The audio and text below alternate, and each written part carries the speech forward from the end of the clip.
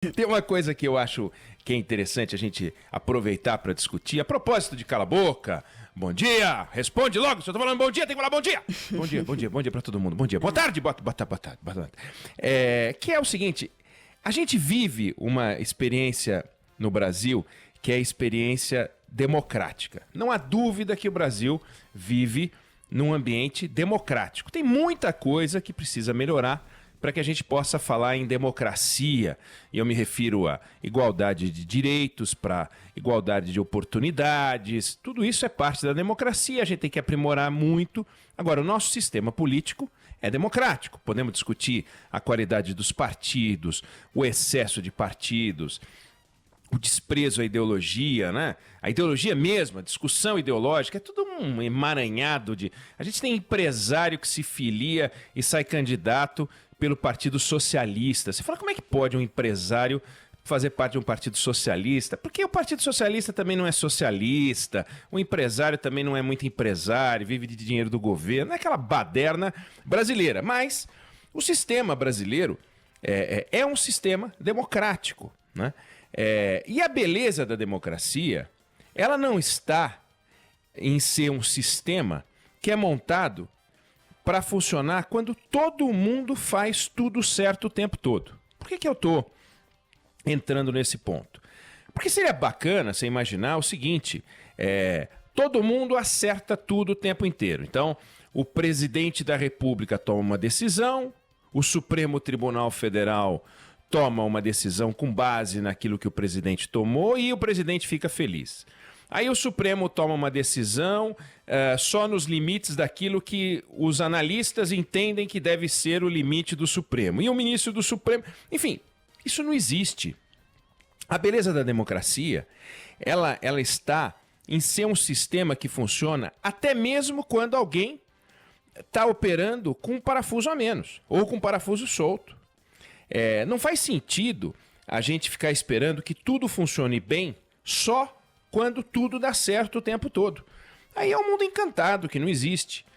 Nos regimes não democráticos, e o mundo conhece alguns e conheceu vários no passado, os reis e os amigos do rei, e só enquanto eles eram amigos do rei, porque depois que deixavam de ser amigos do rei, dançavam.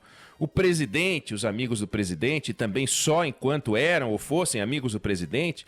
Os ditadores, de um modo geral, né, porque os reis eram ditadores, eles podiam tudo. O resto tinha que obedecer. Então você tinha a turma do pode tudo e a turma que tinha que só obrigações. As instituições de fachada, os julgamentos de fachada, os direitos de fachada, julgamentos na Rússia stalinista eram todos de fachada, né?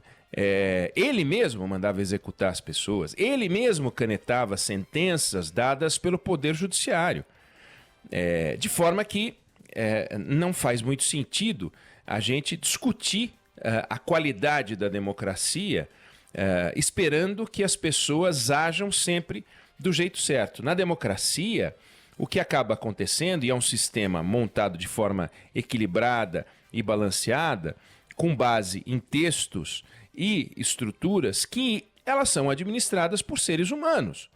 E os seres humanos interpretam os textos e ocupam as estruturas segundo a sua visão de mundo, né? A matemática ela não é democrática. Ou você acerta a conta ou você erra a conta. Tem certo e errado, mas o certo e errado é uma coisa óbvia. 2 e 2 tem que dar 4. Deu 5, está errado. 4,1 dá errado. Não tem margem de erro. A física ela é implacável, né? A química é intransigente. Agora, as relações sociais na democracia elas são fluidas, elas são gasosas e elas só se tornam sólidas com o comprometimento das pessoas de seguirem o passo certo. Então vamos fazer o certo? Vamos tentar fazer o certo. E quando alguém faz algo fora da casinha, o sistema se adapta, quando ele é democrático, ou para combater o corpo estranho, ou para contornar o exagero.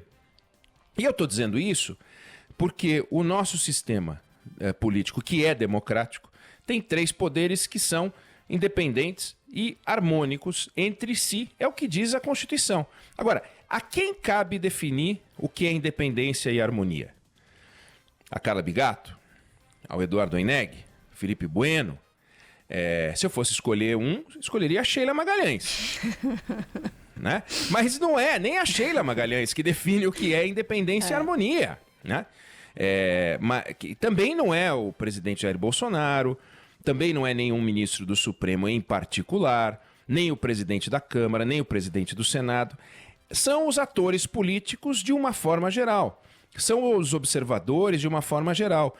E aqueles a quem cabe, na hora, do momento de tomar uma decisão, dar a sua compreensão particular. Às vezes, são compreensões que um número maior de pessoas, né, concorda, são visões convergentes, às vezes divergentes, do que harmonia e independência. Então, o Sérgio Moro, o ex-ministro da Justiça, saiu atirando no presidente e acusou o presidente Bolsonaro de querer trocar o diretor da Polícia Federal para interferir na instituição. As provas ele prometeu que entregaria à Justiça.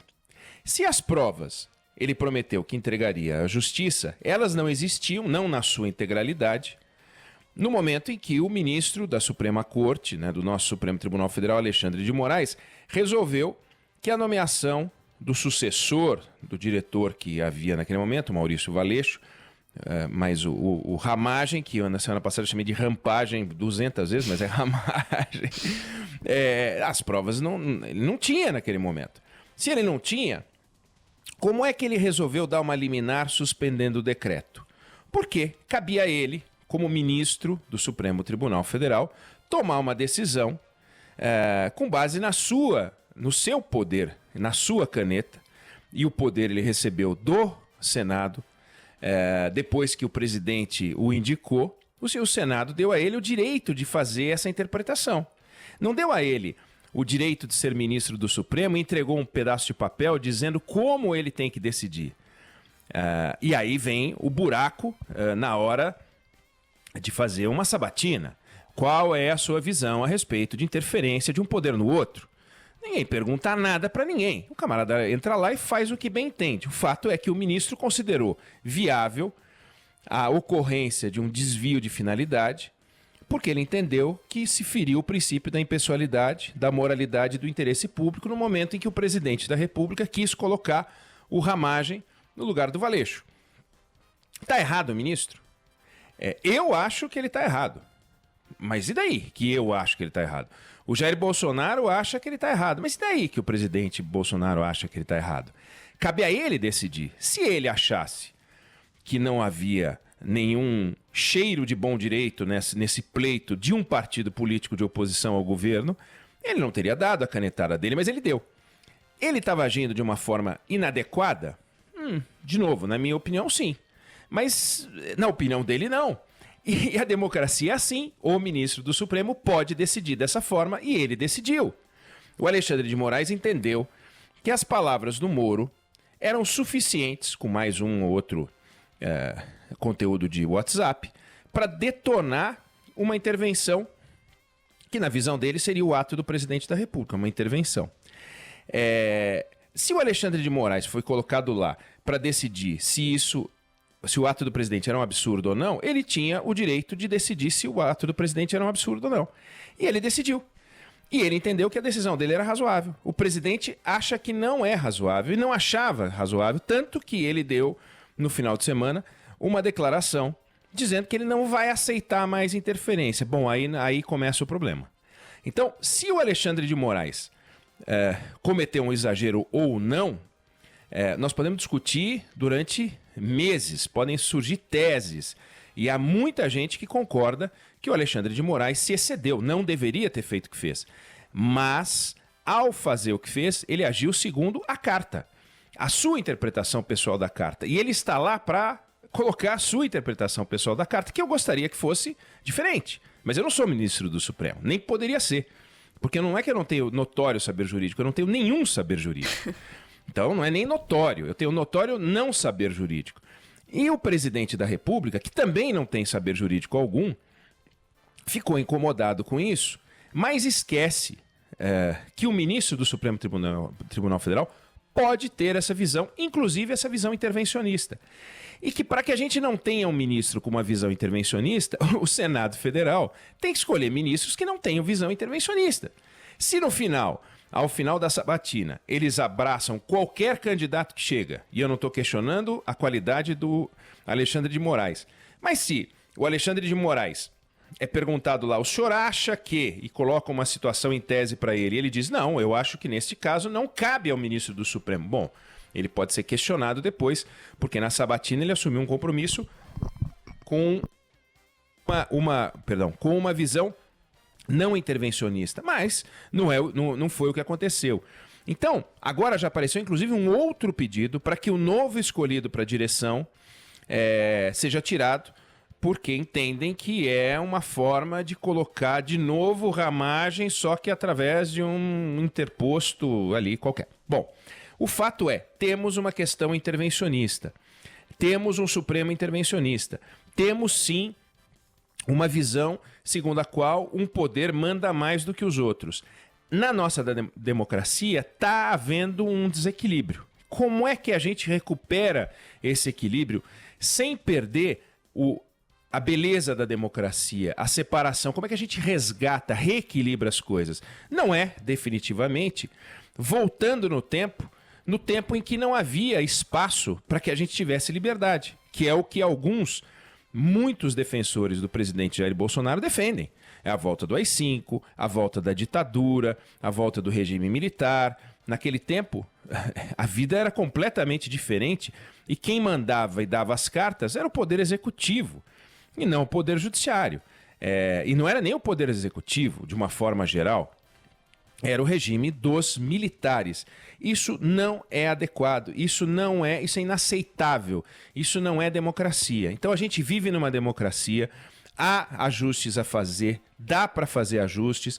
Agora, quando o presidente pega e fala que ele não aceita mais, aí a gente sai da Constituição. Porque não cabe ao presidente aceitar mais ou não aceitar mais intervenção. Falei ontem que se amanhã o Supremo Tribunal Federal decidir novamente, seja monocraticamente, seja no plenário, algo que não interessa ao presidente da República, ele vai cumprir pianinho.